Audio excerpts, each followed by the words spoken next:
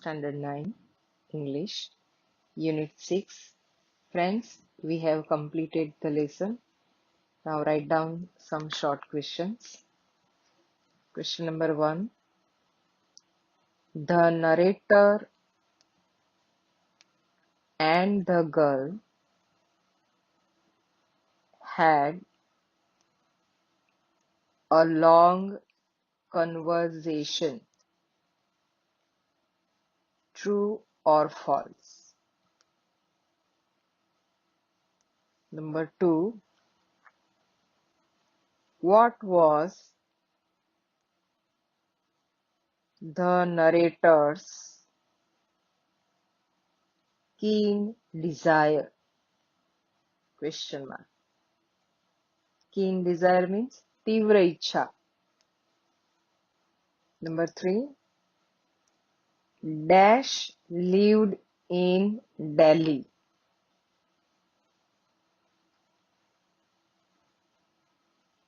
Number 4. The narrator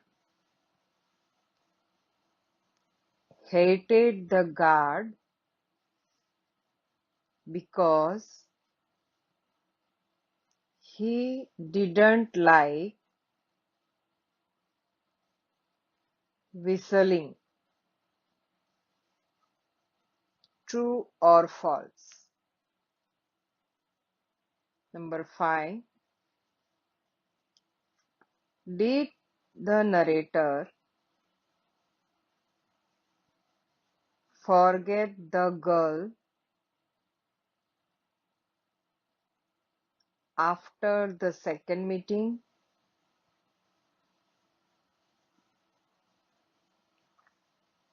Number 6. The narrator was disappointed because પછી ખાલી જગ્યા.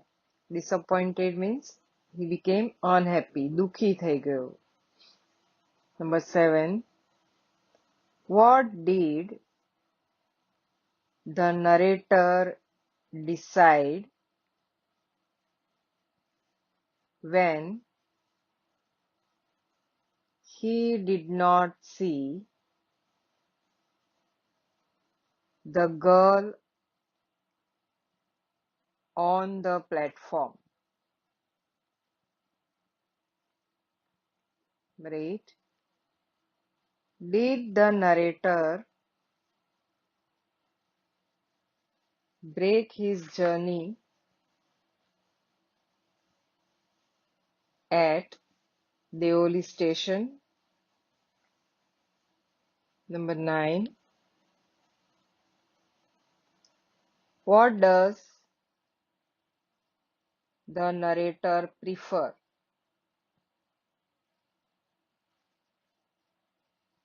Last question. The narrator has forgotten the girl. True or false? Friends, write down the answers of these questions in very good handwriting in your notebook. And now, let us see exercises. ગ્લોસરી આપી છે મિત્રો, એ સારા અક્ષરે નોટબુકમાં લખી લેવાની અને એના અર્થ પણ તૈયાર કરી લેવાના, કારણ કે ઇંગ્લિશમાં જ અર્થ આપ્યા છે એ ખાસ તૈયાર કરવાના. તો આપણે જોઈએ vocabulary. V1. Frame a sentence using all the words in each group. 5 sentences group of words are given. એમાં તમારે ફર્સ્ટમાં જે anxious, look at, pale, my teacher, આ જે શબ્દો આપ્યા છે એ શબ્દોનો યુઝ કરીને તમારે એક વાક્ય બનાવવાનું છે.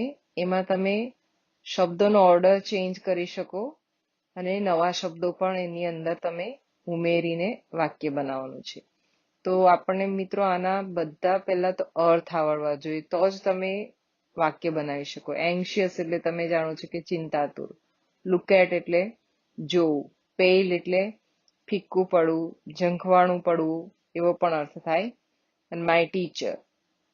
તો આ શબ્દોનો યુઝ કરીને તમારે યોગ્ય વાક્ય બનાવવાનું. એ જ રીતે બીજું છે determine, summer vacation, spend, mount Abu. તો ડિટરમાઇન એટલે જાણીએ છીએ કે નક્કી કરવું, સમર વેકેશન ઉનાળુ વેકેશન, સ્પેન્ડ એટલે ગાળ્યું, પસાર કર્યું, ને માઉન્ટ આબુમાં. તો તમને આ રીતે અર્થ ખબર પડી જાય એટલે તમે આરામથી એનું વાક્ય મનમાં સેટ કરી શકો અને લખી શકો. એ જ રીતે kettle, tea, gas stove, you know all the words. એ જ રીતે run back, bell, classroom, students. પાંચમું છે બેર એટલે કે ખુલ્લું, સન, સૂર્ય, રોડ ને વોક. શબ્દોનો અર્થ આવે એટલે તમારા મગજમાં એક વાક્ય સેટ થઈ જ જશે. તો આ રીતે તમારે 5 વાક્યો બનાવવાના છે. પહેલા તો આ શબ્દોના અર્થ આવડવા જ જોઈએ અને એ શબ્દોના અર્થ આવડે એટલે તમે વાક્ય લખી શકશો. તો આ તમારે નોટબુકમાં એક્સરસાઇઝ કરી લેવાની. Now let us see V2.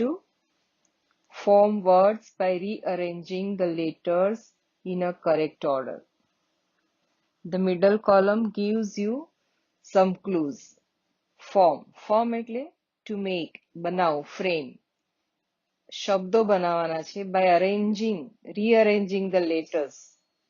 કે જે ફર્સ્ટ કોલમમાં શબ્દો જે આપ્યા છે એ જંબળ છે, આડાઅવળા થઈ ગયા છે લેટર્સ. તો એ લેટર્સને ગોઠવીને નવો શબ્દ બનાવવાનો છે. અને વચ્ચેની કોલમ છે એમાં ક્લુ આપી છે કે જે આપણને જે હેલ્પ કરશે કે કયો વર્ડ આવશે. It's a very good exercise. તો અહીંયા જોઈ શકીએ છીએ આપણે કે LASTL. તો ક્લુ આપ્યું છે કે અ સ્મોલ શોપ. તો કયો શબ્દ બનશે અહીંયા? સ્ટોલ, દુકાન, નાની દુકાન. એ જ રીતે બીજો શબ્દ છે ULBR. તો જેનો અર્થ અહીંયા ક્લુમાં આપ્યો છે કે નોટ ક્લિયર. કે એવી કઈ વસ્તુ છે કે કયો શબ્દ બનશે કે જે નોટ ક્લિયર. તો આ શબ્દોને આપણે આ અક્ષરને આપણે અરેન્જ કરીશું તો કયો શબ્દ બનશે બ્લર કે ઝાંખું, ફેડેડ. બરાબર. હવે અહીંયા તો તમને આ શબ્દો જોઈને જ ખબર પડી છે કે કયો શબ્દ હશે. JORUNEY. So the word is journey. આ રીતે નીચે આપેલા શબ્દોને તમારે શોધીને અહીં જ ટેક્સ્ટબુકમાં જ પૂર્ણ કરવાનું. Now V3, write appropriate match from the brackets to complete the phrases. Phrases means group of words. અહીંયા phrases આપ્યા છે જે અધૂરા છે તો તમારે એના માટેનો શબ્દ કૌંસમાંથી શોધીને લખવાનો છે. First one is clanging of dash. આપણે ટેક્સ્ટબુકમાં આવી જ ગયો છે કે ક્લેંગિંગ ઓફ શું આવશે? The bell. The clanging of the bell. એ જ રીતે બોર્ડર ઓફ ધ જંગલ. તો આ જ રીતે તમારે આ એક્સરસાઇઝ ટેક્સ્ટબુકમાં જ પૂર્ણ કરવાની છે.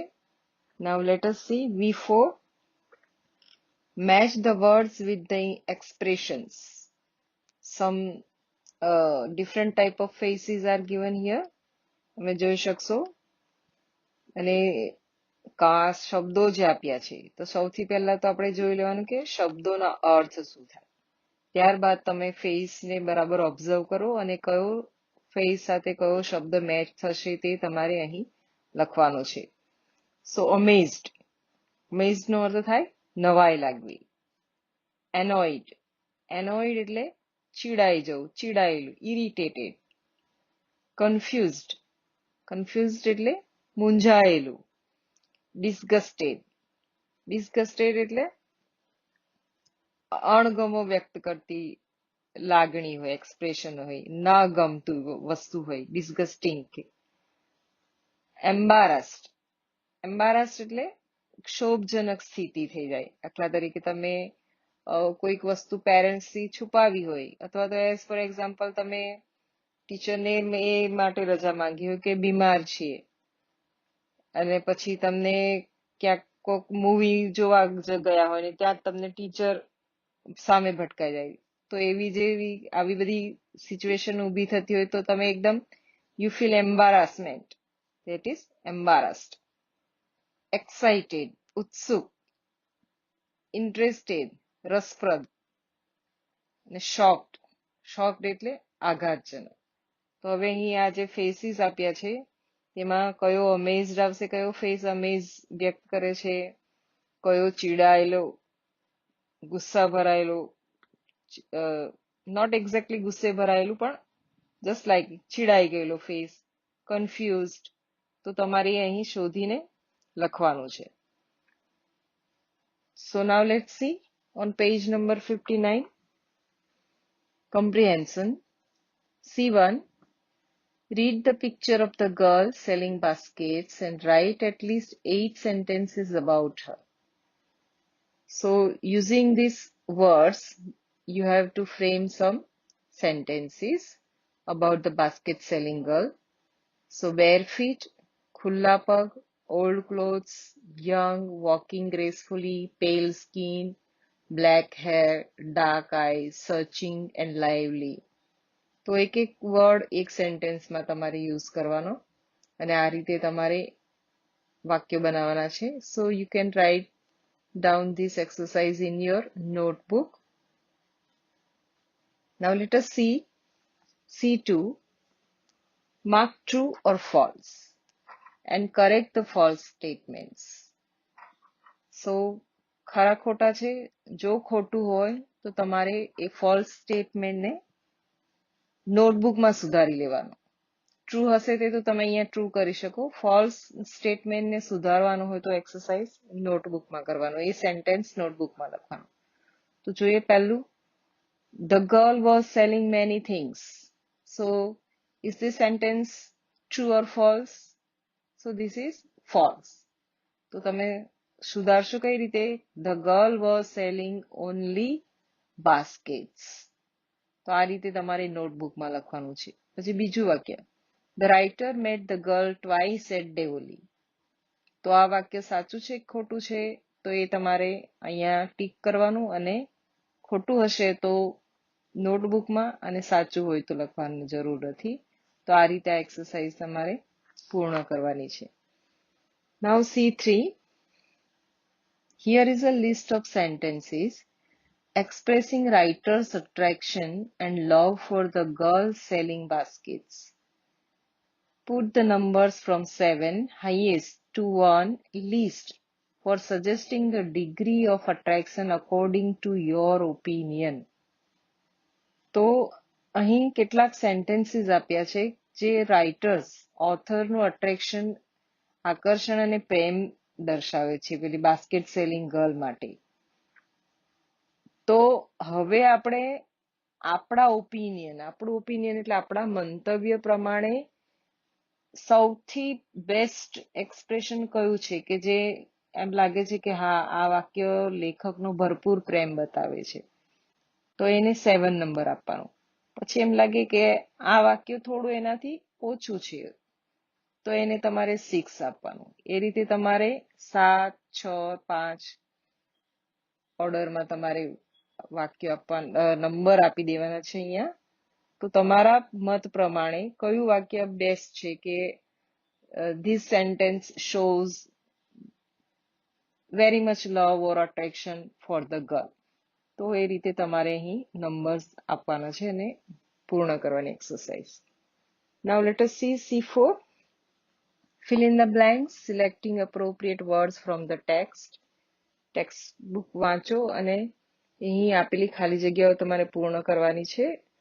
બેઠી ખાલી જગ્યાઓ નહીં આવશે. તમારે as for example, the writer was of about 18 years of age. He regularly spent his summer vacation with his grandmother who lived in Dehra. એટલે તમારે વાક્ય પૂર્ણ કરવા માટે અન્ય શબ્દોનો પણ ઉપયોગ કરવો પડશે. તો આ રીતે તમારે એક્સરસાઇઝ પૂર્ણ કરવાની. And now C5, answer the questions, જે મોટે ભાગે આપણે લખાવી દીધા છે. અને જો એ સિવાયના પ્રશ્નો હોય તો એ તમારે એના આન્સર્સ નોટબુકમાં લખી લેવાના. નીચે આપ્યું છે કે imagine that you were the writer, what would you have done. જો તમે રાઇટરના સ્થાને હોત તો તમે શું કર્યું હોત, આ તમારે વિચારવાનું છે. And what do you think about the end of the story? આગળ પણ આપણે આ ડિસ્કસ કરી ગયા છે કે મિત્રો આનો એન્ડ શું હોઈ શકે, હેપી એન્ડ છે કે સેડ એન્ડ છે. તો આપણે જોયું કે લેખકો ઘણી કૃતિઓમાં, ઘણા મૂવીઝમાં પણ એવો એન્ડ બતાવે છે કે પ્રેક્ષકો, દર્શકો વિચારતા થઈ જતા હોય છે કે શું હોઈ શકે એન્ડ. તો અહીં પણ તમે એનો એન્ડ શું હશે, just think about it. Now language practice છે. Work in pairs, write the occupation of the speakers. Occupation એટલે વ્યવસાય. તો example, he told me that I must not drive until I was 18 years. કે આપણે 18 વર્ષના થઈ જાય ત્યાં સુધી આપણે ડ્રાઈવ કરવાનું નથી. તો આવું કોણ કહેશે આપણને? તો ટ્રાફિક પોલીસ. તો આ જ રીતે બીજું વાક્ય છે, she told me that I was not taking my medicines regularly. તો કોણ હોઈ શકે? ડોક્ટર. તો આ રીતે તમે અહીં આપેલી 4 સેન્ટેન્સીસ છે એમાં કોણ છે આ વ્યક્તિ એ તમારે ટેક્સ્ટ બુકમાં જ ફિલઅપ કરવાનું છે. તો આટલી એક્સરસાઇઝ કરી લેશો. Thank you very much.